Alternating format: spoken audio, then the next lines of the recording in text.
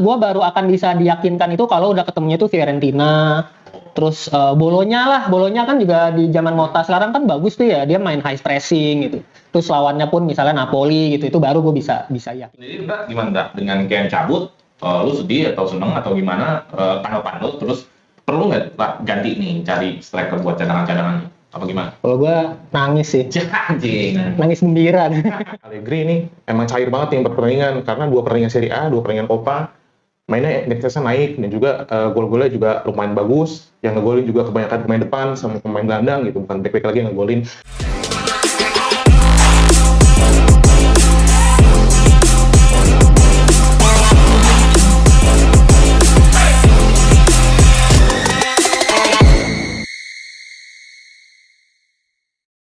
Juventus kali ini Allegri kayaknya di 2024 pernah sering gue bilang ya sama teman-teman sore Juventini atau teman-teman netizen atau teman-teman siapapun bahwa kayaknya Allegri udah punya resolusi nih buat 2024 yaitu mainnya berubah. Nah nanti gue pengen bicara tentang Allegri dan kedua juga gue pengen bicara mengenai kontraknya Allegri, ada isu mau diperpanjang tapi kontraknya itu cuma setengah dari gajinya. Yang ketiga adalah Ken favoritnya Ondra dan favoritnya dia mau out nih ya. Tapi sebelum banyak bicara, gue mau diskusi mengenai Allegri ini.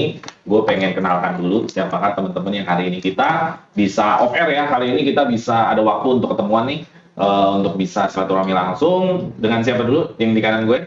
Dengan Paundra Juventini dari Vietnam. Waduh, Nguyen. Habis menang lawan Vietnam, coy. Iya. Vietnam kita pulangin di Piala Tukang Asia. ikut dong. Iya. Jadi ini apa namanya, pro naturalisasi atau Pro Indonesia. pro Indonesia ya? Oke, yang samping gue dengan siapa? Oke, semuanya dengan gue Pio Juventini dari Indonesia. Oh, oke, Juventini dari Indonesia. Oke, langsung aja ya. Jadi kita kan di Januari ini ada 2 pertandingan Coppa Italia dan ada 2 pertandingan Serie A. Itu hasilnya sangat meyakinkan sekali. Ada skor 6-1, 4-0, 3-0. Ya memang ada skor 2-1 juga. Nah dari tren ini menandakan bahwa terlihatnya Allegri ini kayaknya kok berbeda ya. Yeah. Kecuali kalau misalkan lu cuma 1 game 6-1 habis itu sisanya balik lagi ke hitohnya Allegri yaitu 1-0, 1-0 masih oke lah. Tapi ternyata enggak, ini sampai 4 game di Serie A pun termasuk kemarin lawan Sassuolo hasilnya juga 3-0. Kalau dari gue lihat datanya ya, gue lihat dulu ya dari Fons nih, bahwa momentum yang diciptakan dari setiap pertandingan itu bahwa kan bisa aja gini, 4-0 lu golnya set piece 2 gol, nggak bisa aja gitu kan, 1 free kick gitu kan, atau lu skor 6-1 hanya semuanya counter attack. Nyatanya secara data nggak gitu. Lu 6-1, 4-0, 3-0 hasil dari momentum yang dibangun, serangan yang dibangun. Dan serangan yang dibangun itu intensitasnya sering gitu, hampir mendominasi setiap menit. Nanti ada datanya, grafiknya. Memang agak landai di lawan Sassuolo, tapi 3 game itu menandakan bahwa Juventus itu menekan terus sampai habis. Nah, menurut lu dengan momentum yang diciptakan sama Allegri setiap bermain, apakah ini menandakan memang Allegri di paruh musim kedua ini benar-benar gaya mainnya akan seperti ini? 4 data ini cukup nggak sih untuk menandakan Allegri ini mau berubah gaya mainnya untuk sampai akhir musim? Menurut lu gimana? Kalau menurut gue sih belum menjamin, cukup ya, belum cukup cukup. karena lawan-lawan dihadapi adalah memang kualitasnya jauh di bawah Juventus kan. Pertama, 2 kali kita lawan Salernitana. Terus Salernitana sendiri juga waktu pas di Coppa itu dia juga nggak memainkan pemain yang first team-nya dia gitu loh. Meskipun Juve juga nggak first team kan, tapi kelihatan banget bedanya ketika main di Serie A. Salernitana lebih berbeda lah ketika waktu habis main di bantai di Coppa, terus kemudian dia cukup menyulitkan Juve di Serie A kan. Dan abis itu lawannya siapa? Frosinone juga. Ya Frosinone memang ngebantai Napoli sih 4-0 sih. Cuman makanya kemarin pertanyaan gue di Twitter adalah kok bisa sih Frosinone ngebantai Napoli ya, sementara lawan Juve kok kelihatannya underperform banget gitu. Apakah memang ya momentum aja ya, mungkin Juve pas lagi momentumnya lagi bagus, lawannya juga mungkin juga lagi nggak terlalu solid. Dan terakhir adalah Sassuolo kan juga secara di musim ini juga kan lagi nggak stabil juga kan. Jadi menurut gua ketiga lawan ini belum bisa dijadikan patokan bahwa Juve akan mengubah permainannya sampai akhir musim. Nah tapi balik ke pertama kali yang gua pernah sampaikan di awal musim, Juve kan waktu itu udah ngerekrut pelatih yang dari Sassuolo itu juga kan, yang dia buat ngelatih intensitas serangan itu kan. Dan itu sangat membantu, ya itu sangat membantu Allegri gitu dalam membuat pola-pola serangan. Dan sebenarnya dari awal musim itu udah kelihatan gitu pola-pola taktisnya itu tuh mulai kelihatan lah dibanding 2 musim terakhir tuh benar-benar Allegri tuh emang kacrut banget. Tapi sekarang tuh udah mulai kelihatan taktisnya, gaya mainnya mulai kebentuk. Jadi tidak heran menurut gua kalau di awal tahun ini kita mendapati permainan Juve yang mungkin sedikit berbeda. Oke, jadi masih belum cukup untuk menggambarkan. Belum cukup lah. Gua baru akan bisa diyakinkan itu kalau udah ketemunya tuh Fiorentina. Terus Bolonya kan juga di zaman Motta sekarang kan bagus tuh ya, dia main high pressing gitu. Terus lawannya pun misalnya Napoli gitu, itu baru gue bisa yakinkan. Oke. Nah kalau dari Bio sendiri nggak? Nih silakan. Udah makan, udah ngomong boleh cicip.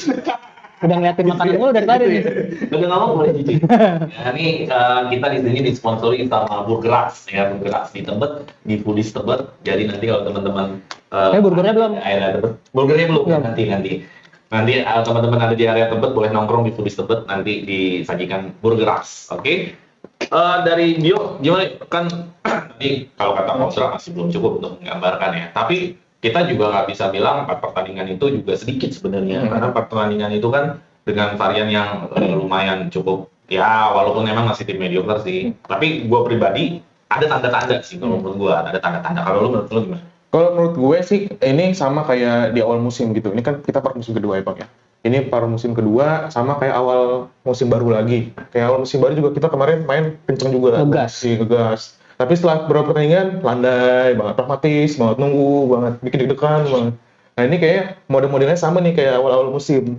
Dimana kalau kita lihat permainan Allegri ini emang cair banget nih 4 pertandingan, karena 2 pertandingan Serie A, 2 pertandingan Coppa, mainnya intensitasnya naik dan juga gol-golnya juga lumayan bagus. Yang ngegolin juga kebanyakan pemain depan sama pemain gelandang gitu, bukan back-back lagi yang ngegolin. Dan juga bisa dilihat dari 2 tipe kompetisi yang berbeda gitu, dari Serie A dan juga Coppa ini agak mainnya juga lebih beda gitu. 2 pertandingan di Serie A mainnya masih agak pragmatis, kayak jaga-jaga gitu. Mainnya skornya juga gede-gede banget kan. Kalau Salernitana juga kemarin menang sampai menit akhir malah. Dan juga kalau di Coppa emang ngegas banget nih Bang ya. Mungkin karena dari segi formatnya beda, Allegri juga masih menjaga konsisten di liga biar tetap jaga jarak sama Inter. Tapi waktu di Serie A lawan Salernitana kalau dilihat dari momentum yang diciptakan, aktivitasnya juga ngegas juga ya. Iya, tapi memang dari segi permainannya beda sama di Coppa. Kalau di Coppa malah terlalu ngegas mulu, kayak kita haus gelar gitu. Tapi kalau di Serie A kayak bermainnya menit sekian kita harus jaga tempo, menit sekian kita harus nyerang, menit sekian kita harus landai lagi gitu. Jadi nggak konsisten, selalu tek gitu. Itu waktu lawan Salernitana di Serie A juga karena kebobolan duluan kan, ketinggalan duluan kan. Jadi akhirnya jadi ya all out attack gitu jadinya. Iya. Jadi langsung auto attack dari strike. Makanya sampai posisinya 70%-an kan. Ya. Oke, ya artinya teman-teman masih belum percaya. Emang mereka selalu negatif sama Allegri. Jadi emang dari positif sama Allegri, kasihan. Ya, gue pribadi berharap ada tanda-tanda itu. Kenapa? Karena gue pikir kalau Allegri bermain agresif, itu bagus buat memunculkan bakat-bakat seperti kayak Yildiz, Chiesa. Maksud gue lebih berharap bukan gue terhibur, cuman maksudnya gue lebih seneng terakomodasi gitu, Ndra. Chiesa-nya mungkin akan lebih gacor, Vlahovic-nya akan lebih gacor, Yildiz-nya mungkin akan lebih gacor, WA-nya akan lebih gacor. Jadi gue bukan yang mendewakan agresivitas itu karena enak dilihat kayak City atau kayak Barca zaman Pep, bukan. Yeah. Cuman kita punya pemain-pemain yang kalau dia pakai taktik yang agresif, menguasai pertandingan, kita punya pemain-pemainnya nih yang bisa cocok buat beginian. Gitu kan kelihatan kan sekarang tanda-tandanya Vlahovic udah lagi. Ya. Konsisten gue. Lu kelihatan nggak kayak ada aura-aura. Iya. Aura yakin ya. Iya gitu. Cuman kalau kita main dramatis apa nggak kasihan gitu dengan Vlahovic, dengan Chiesa atau dengan Yildiz. Gue lebih memikirkan kita punya pemainnya sebenarnya. Cuman sayang kalau nggak dicoba untuk agresif. Nah, tapi kan kita udah agresif nih. Pertanyaan selanjutnya adalah, kalau udah agresif gini, kualitas serangan kita sebenarnya kemarin itu udah cukup mumpuni nggak sih? Udah cukup bagus nggak sih kualitas serangannya ya? Jangan sampai kita serangan-serangan doang, tapi sebenarnya bola cuma sampai ke depan kotak penalti, cuman nggak ada hasil dari shoot. Serangan itu kan ujung-ujungnya lo harus dapat shoot ya, dapat shoot on target, benar nggak? Karena itu biar bisa jadi gol. Kalau lo cuma bawa bola doang ke depan kotak penalti, nggak bisa masuk kotak penalti, kan kualitas serangannya nggak ada. Nah, menurut data yang ada, datanya beri. Nah, menurut data yang ada, hampir rata-rata di setiap game itu kita dominan. Yes. Kalaupun ada position 46%, 45%, itu gua hanya bilang bukan berarti itu kalah position, itu hanya berbagi bola, benar nggak? Ya kan lo nggak bisa bikin position 50-50. Nggak akan mungkin. Gimana caranya bikin 50-50? Ya pasti lo akan ada kurang dikit atau lebih dikit. Kan gitu. Nah, kalau lo mendominasi kan angkanya 58, 71%, kan nggak? Itu dominasi kan. Kalau masih 55 ke atas kan itu berbagi bola lah. 45% ke atas kan berbagi bola namanya. Nah, dari shoot yang dihasilkan itu 2 digit semua sebenarnya. Walaupun memang shoot on targetnya hampir setengahnya rata-rata. Jadi maksudnya kalau lo melakukan shoot 10, ya biasanya cuma menghasilkan 5 shoot on target. Dengan kualitas serangan seperti itu, ini kan artinya Juventus main agresifnya enggak? Main agresifnya. Apakah kualitas serangan Juventus juga ikut naik atau sebenarnya masih kakop juga mereka menyerang? Kalau menurut gue gimana? Ya kalau menurut gue sih dari beberapa pemain Juventus, yang 4 ini yang disebutkan, ya memang Juventus intensitasnya untuk mencetak gol ini lebih tinggi dari beberapa match ke belakang ya Bang ya.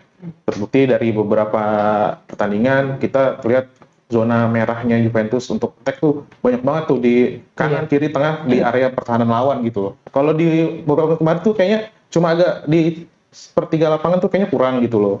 Jadi kalau sekarang nih kayaknya agak lebih attack gitu, terlebih juga komposisi pemainnya juga dipilih yang bisa menyerang, bisa agak versatil gitu. Kayak biasa bisa di kiri taruh di kanan. Timoteo kemarin biasa kanan dicoba lagi lawan yang dia cari tanah tuh yang dia golin ditaruh di kiri. Kayak coba-coba komposisi pemain yang bisa cari celah di depan gitu. Terbukti kan kita bisa mencetak lebih dari 2 gol terus. Nah ini sih kayaknya memang ada Allegri dan juga mungkin ada suntikan inisiatif dari si Landucci dan juga bisa mendokrak permainan tim secara kompak di lini depan gitu Bang. Dan juga kan memang mau yang main siapapun Vlahovic atau Yildiz atau Chiesa ataupun si Milik di depan juga tetap konsisten Juventus main seperti ini dari pertandingan. Jadi menurut lo kualitas serangannya nilainya berapa nih? 11 dari itu. 11 dari 100. Kualitas serangannya gitu. B aja, C atau A. Yes. Jangan nilai dan nilai ntar bisa mau. Ini sih kalau gue lihat ya kualitas sekarang ya 7,8 lah. 7,8. Oke ya. Jadi artinya bahwa sebenarnya kalau Juventus, gue pengen bilang gini, bahwa Juventus kalau main nyerang sebenarnya bisa. Bisa. Tuh kualitas serangannya juga bagus. Bagus.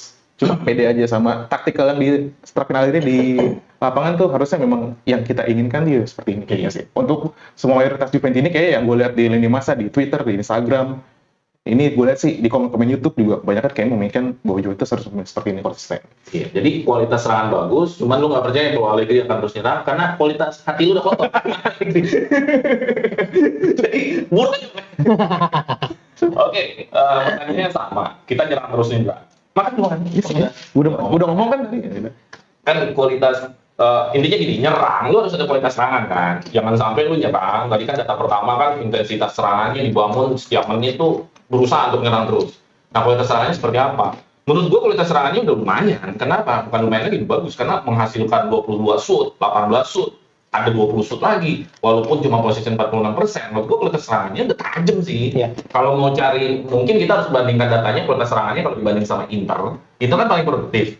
Mirip-mirip nggak kayak kita? Atau sejauh mana gitu? Kan kita harus punya perbandingan ya, cuman di sini nggak ada datanya. Tapi menurut lu gimana kualitas serangan kita? Kualitas serangan mah kalau dibandingkan tahun lalu, ya dengan data ini jauh meningkat pesat lah. Dari jumlah shoot-nya aja udah 22. Shoot on goal-nya itu 12 ya, pertandingan pertama nih lawan Salernitana di Coppa Italia. Jumlah golnya juga 6. Terus berikutnya yang agak menurun kan yang waktu pas lawan Salernitana di Serie A kan yang tadi gue bilang. Shootnya banyak sih 18, tapi shoot on goalnya cuma 3 gitu. Gol yang dihasilkan juga cuma 2. Jadi itu agak sedikit mengalami penurunan. Kemudian berikutnya di lawan Frosinone juga naik lagi karena menang 4-0 dan terakhir lawan Sassuolo juga menangnya 3-0. Shoot on goalnya 5 gitu 12. Sebenarnya ada sedikit ketidakkonsistenan ya dari jumlah shoot on goal. Tapi kalau dibandingkan dengan Juve di bulan-bulan sebelumnya ini jauh lebih baik gitu. Yang selain jumlah shoot dan jumlah shoot on goal kan jumlah golnya juga tinggi kan 15 gol kita dalam 4 pertandingan. Bahkan di 2024 ini Juventus adalah tim yang paling produktif di Eropa gitu, mengalahkan City, Arsenal dan semuanya. Jadi 15 gol dalam 4 pertandingan ini kan berarti hampir 4 gol kan rata-ratanya gitu. Jadi hampir 4 gol. Jadi ini menurut gua catatan yang sangat luar biasa. Gua bisa kasih nilai 8,5. Enggak 5. Kan ini kinerja serangan, bukan kinerja pertahanan. Ya kan? Iya. Gitu. Oke.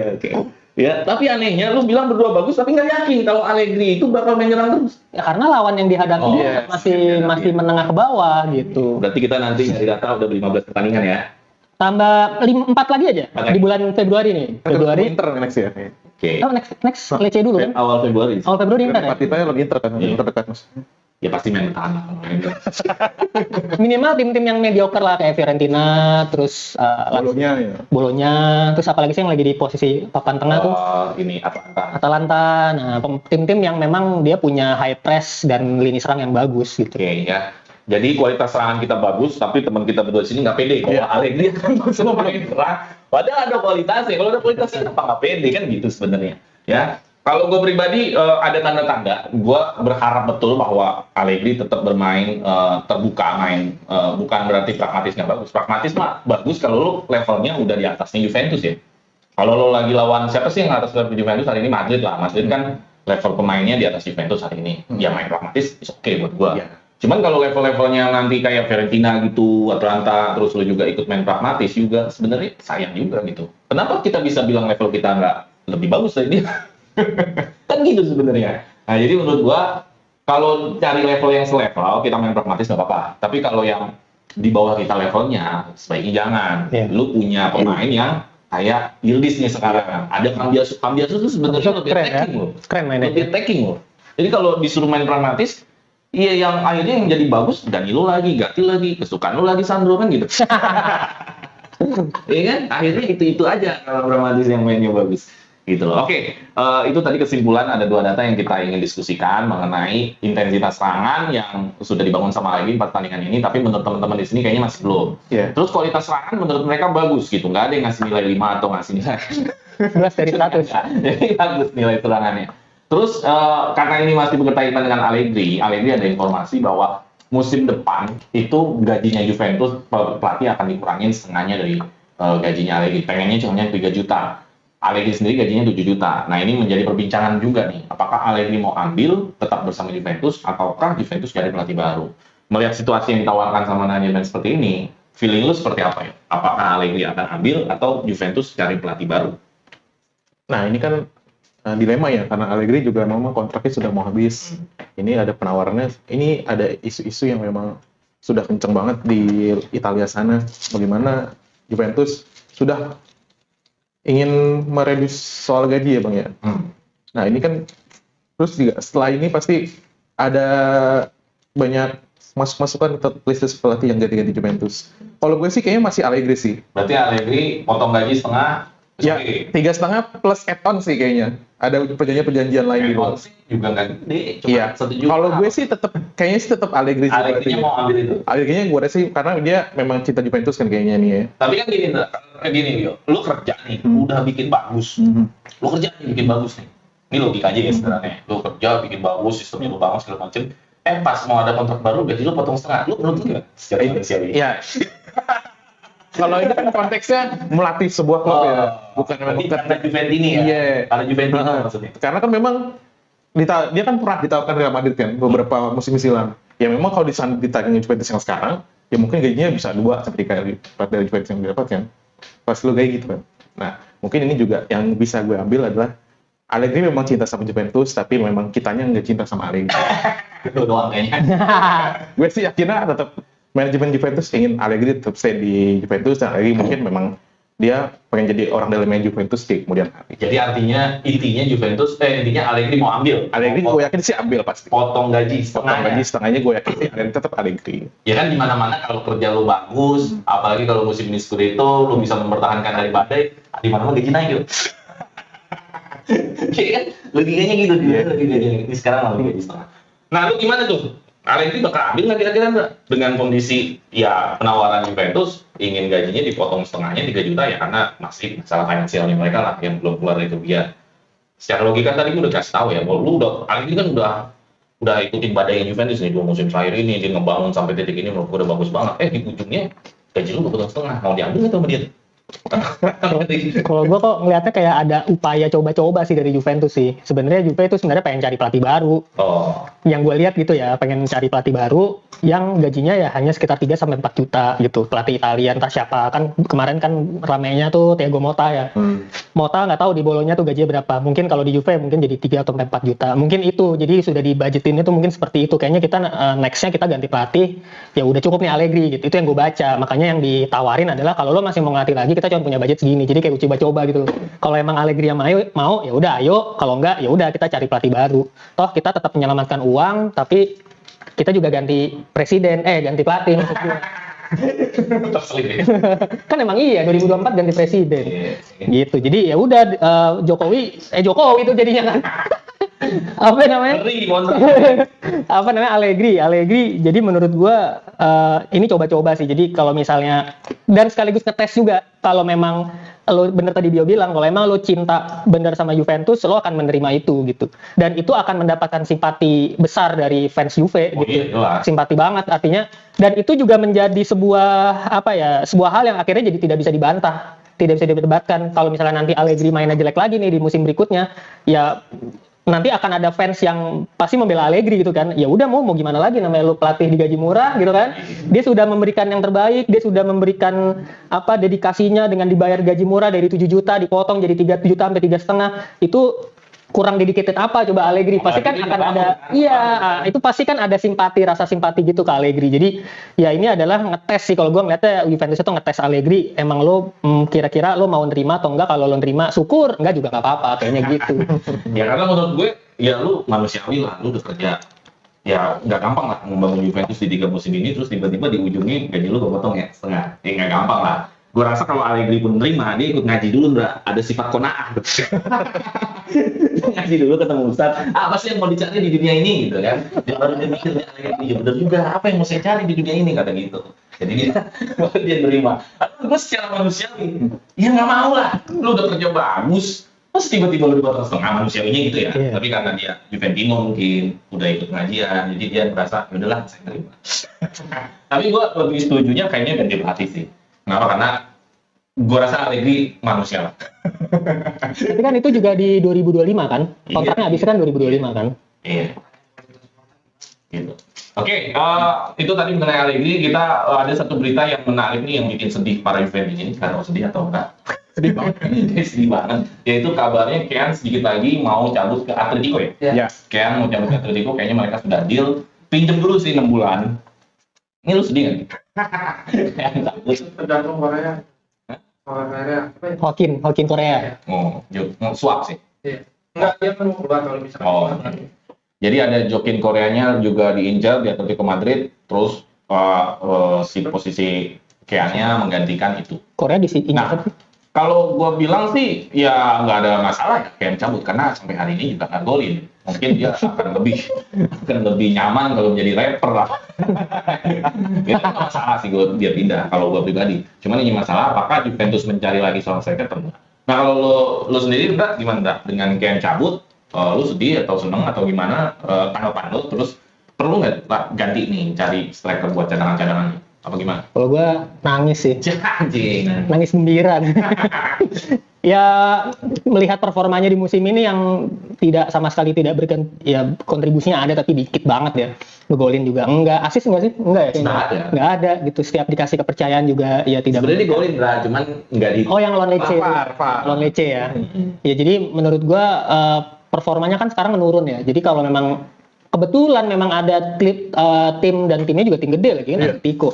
Ya nggak masalah kalau memang dia harus cabut dan kebetulan kita sudah punya gantinya. Siapa? Kenan Yildiz. Kan kita jadi punya striker kan memang awalnya kan memang 4 kan, Chiesa, Vlahovic, Milik sama Kean kan. Nah, Kean-nya kan udah tenggelam nih. Yildiz masuk. Yildiz ternyata gacor gitu kan dengan formasi 3-5-2 dia bisa bermain di belakangnya Vlahovic, mau berani turun ke bawah bahkan gaya mainnya mirip-mirip Dybala gitu kan, cocok nih gitu dengan formasi ini. Malah Kean yang menurut gua nggak masuk dengan skema 3-5-2, apalagi kalau dia di duet sama si Vlahovic atau sama Milik tuh udah mati banget gitu. Makanya ya udah kita sekarang udah dapat Yildiz, kenapa enggak kita pangkas gajinya Kean kan? Ya terus kita sekarang dapat pemain muda Yildiz yang udah bikin 3 gol. 3 gol kan di Serie A ya? Di Coppa 1 di Serie A. 3 gol jadi ya mendingan Yildiz. Jadi menurut lo ini nggak mempengaruhi Inter Mercato ya? Enggak. Jadi maksudnya kalau si Kean cabut, nggak bakal ada siapa ganti? Enggak, menurut gua enggak. Nggak bakal ada Kan tapi Inter Mercato. udah gantinya tetap ada si Yildiz itu. Oke. Lalu gimana? Sedih juga atau senang atau gimana? Kalau dia sedih tapi aslinya senang. Kalau gue senang aslinya sedih. Sedih. Gimana? Ya, ini kan kayak ngebuang benalu sih sebenarnya kata gue. Buset, udah lu pasti. Karena memang gue sih sebenarnya Deadwood. Iya, gue sih nggak suka ya sama si Moisek ini beberapa kali dikasih kesempatan lebih buat starter dibandingkan Vlahovic ataupun Milik. Tapi cuma buat lari-lari kecil aja di lapangan gitu, buat menarik perhatian back-back lawan aja, ngabisin stamina back lawan aja. Tapi kita butuhnya gol. Dari striker kan memang tujuannya untuk cetak gol ataupun juga membuat peluang untuk pemain yang lain gitu loh. Tapi memang kan tugas utama seorang striker adalah sebagai predator mencetak gol gitu loh. Tapi ini sesuai keinginannya Allegri pun dia tidak bisa mencapai juga targetnya, dan juga dia kayaknya memang stuck di situ-situ aja untuk kemampuan dan ability-nya gitu loh. Betul. Nggak ada perubahan, dia mau cari gaya bermain yang lain gitu loh. Ini kayak dia hanya mencari dinding-dinding aja di depan back-back lawan gitu loh. Nah ini kan memang kata Mas Pondra juga, ya ada kesempatan ya, kenapa nggak kita kasih gitu loh. Karena memang Atletico yang ngambil gitu, tim besar juga. Si Moisek ini juga mungkin ingin menunjukkan kemampuannya lebih. Mungkin di Spanyol dia bisa lebih berkembang, karena memang Spanyol kan agak lebih open mainnya daripada di Itali. Mainnya Gitu. lebih open. Terlebih lihat turunnya pas striker main di sana juga gacor-gacor ya. Striker yang namanya nggak terlalu bagus juga mainnya golnya banyak gitu loh. Ini kayaknya Moisek ini memang harus kita buang, dan juga nih sebagai win-win solution lah ibaratnya. Kita bisa memberikan gajinya ke pemain yang lain, dan juga kayaknya sih kalau misalkan gacor juga kita bisa jual ke Atletico. Kan gitu juga punya ibarat hubungan baik lah sama Atletico dari beberapa transfer di musim yang lalu gitu loh Bang. Kalau Kean-nya berhasil di luar, ada pergerakan di Inter Mercato nggak? Kata gue sih enggak. Ada. Karena kan memang posnya sudah diisi sama Kenan Yildiz. Kenan Yildiz juga dikasih Yang nggak kesempatan. harus striker sih sebenarnya pergerakan Mercato. Kalau pergerakan Mercato mungkin ada ya, satu pemain Tapi mungkin bisa posnya masuk. bukan striker. Iya, Karena benar. memang gosip-gosip yang berkembang kan kemarin kan ada back si Thiago Jallo udah masuk. Mungkin tengah paling Tengah. ya sama Zik kan ada Nggak mungkin nggak masuk. sama si Hyo kayaknya. Paling sih ya di antara itu paling midfielder yang masuk. Kalau buat mengganti si Mungkin. Moisekin ini gitu. Kayaknya Yildiz sih udah absolut. Udah paten lah dia, karena udah ekos banget nih. Iya benar. Gue mau bela Kean tapi nggak ada golnya. Gimana belanya? Jadi mau bela gimana? Nggak ada gol.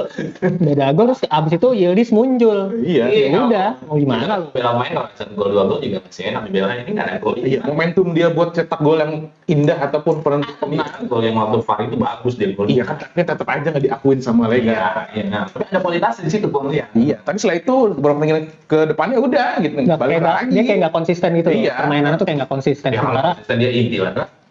iya sih. Iya sih.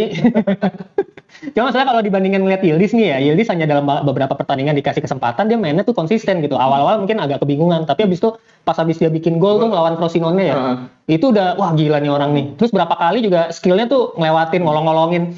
Wah ini beda nih gitu. Golnya Kalau bagus semua ya Mas ya? golnya bagus Gol cantik semua. Kalau Kin kan kayaknya dia berusaha nusuk-nusuk, tapi habis itu keserimpet sendiri lah. Kemana bolanya Dia keluar? peluang harusnya gol nih, nggak gol sama dia gitu. Tapi ini bikin sedih pada Juventus ini karena ada sasaran tembak hujatan. Ya, masih ada Alexandro. Sasaran tembak nih. Yang jelek siapa yang dihujat siapa? Masih ada Alexandro, tenang. Oke. Ya, mungkin itu aja kali ya untuk materi-materi ini, karena berita Juventus banyak lah bisa kita update di hari ini. Nanti kita update di fan series berikutnya. Jadi tadi kita ada 3 materi besar mengenai tactical Allegri yang apakah akan ada perubahan di tahun setengah musim terakhir ini. Kedua juga Allegri kalau menurut Bio mau ambil ya. Ambil. Jadi punya sifat qanaah ya. Legowo dia, legowo. Menerima gaji dengan setengahnya dipotong walaupun dia udah kerja sangat keras. Kalau versi Pondra ya kelihatannya Juventus mau cari pelatih baru ya. Di 2025 ya. Iya. Tetap kalau menurut gua tetap akan dihabisin dulu sampai 2025 sih. Jadi musim depannya Allegri lah musim depan. Musim depan.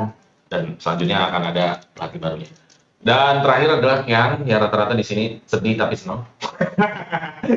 Sedih tapi senang gimana tuh? Dan kita pengen lihat juga, gue penasaran adalah pergerakan Mercato habis Kean cabut. Apakah pergerakan Mercatonya seperti apa nih? Itu yang gue pengen lihat sebenarnya. apakah pemain tengah, apakah yang aneh-aneh aja gitu kan. Kayak kemarin Jaga Jolo nggak ada apa-apa dalam waktu cepat malah deal. Jangan-jangan nanti besok nggak ada apa-apa malah kiper lagi yang dicari. Iya juga kan. Padahal suka aneh-aneh juga. Bisa, kalau kiper bisa sih. Kiper kontraknya udah habis semua loh, Iya, kalau kiper 2025 ya. Possibility-nya apa lagi? Yang diisukan pemain tengah. Apa jangan-jangan biar nggak kegoceng nggak diikutin kompetitor kali ya? Oh, Iya. dia lagi ngincer apa nih? Oh iya juga yang dia Iya. yang diangkat agak tricky mainnya deh. Iya, dia ngincer pemain tengah yang dia habis back gitu kan. bisa juga sih. Oke, itu aja teman-teman. Jangan lupa share, like, and subscribe. Dan buat teman-teman yang mau join sama fitur membership, nanti teman-teman bisa ikut di acara offline kita ini. Nanti kita informasikan di tabulasinya dari membership. Jadi bisa ketemu Pondrat, Biot, gue, Jeki. Jadi yuk gabung di fitur membership biar kita bisa terus tayang. Dan sampai jumpa di episode berikutnya. Fino alla fine, Forza Juve! Mantap.